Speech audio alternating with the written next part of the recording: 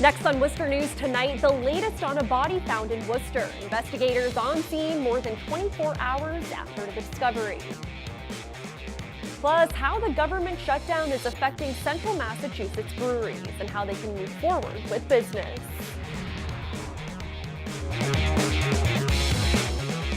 Good evening and thanks for joining us. I'm Olivia Lemon. We saw snow fall in parts of central Massachusetts this morning, making for a slick commute. The precipitation quickly switched over to rain, not leaving much time for the snow to accumulate. But the winter weather did leave behind gray skies for much of the day. Here's meteorologist Tim Kelly with a quick look at our forecast.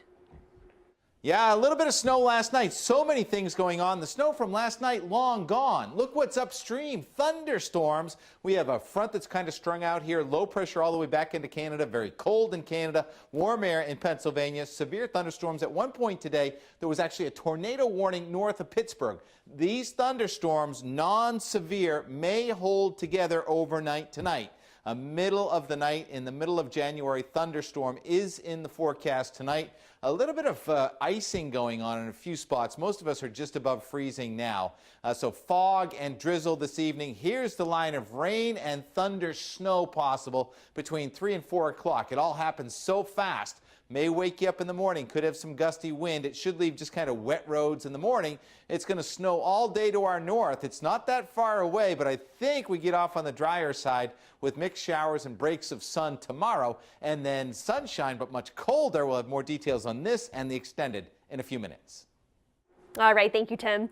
It's been more than 24 hours since a body was discovered in Worcester, and there is still little information at this time. Investigators were back on scene today at the Salvation Army, where a body was found near a donation bin.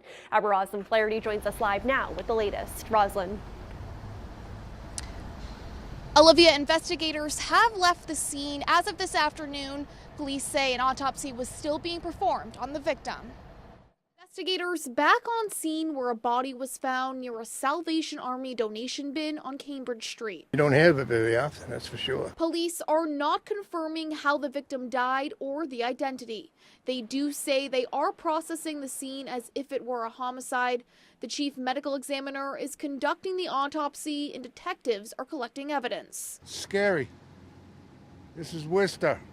It's not Boston, but it's getting to be Boston. Police say the body was discovered just before 10 a.m. Monday near the Salvation Army store. A warehouse worker reported it. Authorities wouldn't say what condition the body was in. Some people who work nearby say the incident isn't shocking, while others are surprised by it. Not really. It's just the way it is. There's too many out there, so that's not new to us. It is shocking. Again, it's still unclear what the cause of death is. Live in Worcester, Rosalind Flaherty, Worcester News Tonight. 3 Worcester residents are facing multiple charges for drug violations. Massachusetts State Police say they stopped a car on Belmont Street as part of a joint investigation by federal and state authorities. The 3 in the car were charged with trafficking in cocaine and conspiracy to violate drug laws. They say a kilogram of cocaine was found in the vehicle. All were scheduled to be arraigned in district court. Now to the latest out of Washington. Today is day 18 of the government shutdown, making it the second longest in U.S. history. President Trump is expected to make a primetime pitch tonight on why he wants $5.6 billion to build a wall at the Mexico border.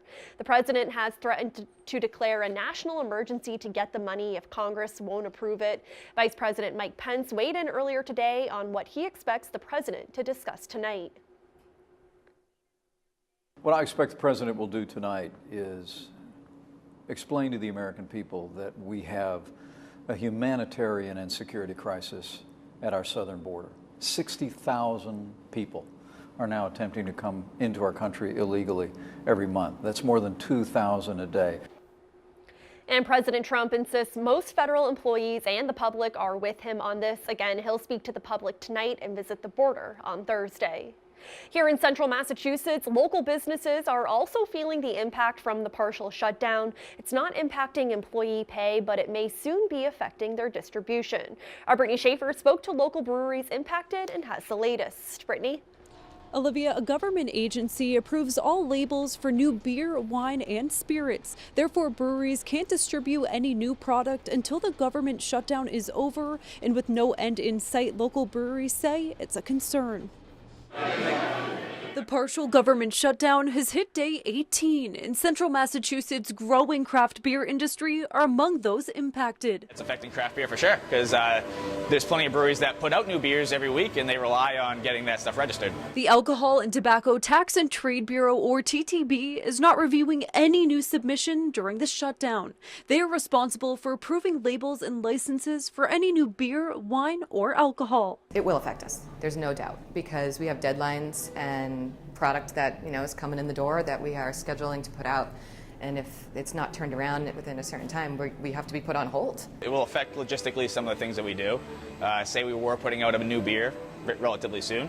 It would really, there'd be some hurdles to get around that, given that we can't register those new labels with TPP. Wachusett Brewing Company in Westminster sells their beer across the Northeast. Compliance manager Kim Slayton says they prepared for the shutdown. If you even hear that something like this is coming, you have to know to get all your ducks in a row, and for us, all of our beers in line, all of our labels, all the compliance, licensing, everything underway before something like this happens, because we don't know what the timeline of it could be. Greater Good Imperial Brewing Company in Worcester says they luckily weren't planning on making any new type of beer soon, but if the shutdown continues, they could run into issues. Every now and then we've got the Sole Purpose brand here where we do a smaller batch of a newer beer where maybe it's really adjunct heavy, there's fruit in it or something like that, where you don't do as much of it and you do need to register that new label. So fingers crossed that it's not too long. The TTB's website says when the shutdown is over, they will work to restore service as soon as possible. Brittany Schaefer, Worcester News Tonight. A new law allows municipalities to tax short-term rentals, and one Worcester City Councilor has plans to do so. Councilor George Russell put an order on tonight's City Council agenda asking the city manager to draft an ordinance allowing the city to collect up to a 6% tax on short-term rentals. Russell says this would include rentals like Airbnb and HomeAway. Come up with a specific ordinance that allows the city to collect those funds and then to take those funds and use them to offset real estate taxes, not for extra spending, but to offset some of the real estate taxes. Basically just trying to look for alternatives to regular real estate taxes. And the new law defines short-term rentals as rentals for no more than 31 consecutive calendar days. Opioid-related deaths are a big problem across Worcester County. In 2017, there were 266 overdose deaths. A state representative wants to do his part amid the crisis by filing legislation. Our Chandler Walsh joins us now with the details. Chandler? Olivia, State Rep Jim O'Day originally proposed a bill taxing opioid manufacturers, but now he's stepping back. He still wants those manufacturers to pay, but is working on a new solution that won't penalize patients who need this medication. State Representative Jim O'Day plans to file legislation taking on Big Pharma. The West Boylston Democrat filed a bill years ago to put a tax on opioids, but he's reworking it for this session. I've heard from people, chronic pain sufferers, who say, well, only thing the tax is going to do is the company is just going to take it out on the consumer.